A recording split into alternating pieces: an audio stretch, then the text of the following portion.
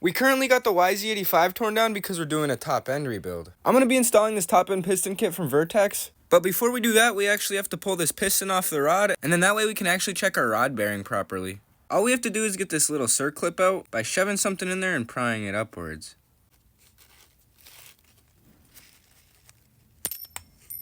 And that's why we have something right here covering our bottom end, because when taking these out, they are bound to shoot somewhere. Now we're going to go to the other side of the bike and just push that wrist pin out.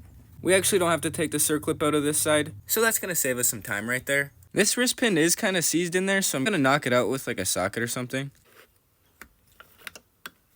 We got the wrist pin out with just a few love taps. It's kind of sitting on the floor because it went flying, but we have a new one, so it's fine.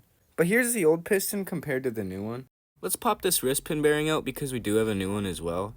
This one looks just fine, so maybe I'll save it for later, but we might as well throw in the new one. Alright, so for the reveal, if I'm going to need to spend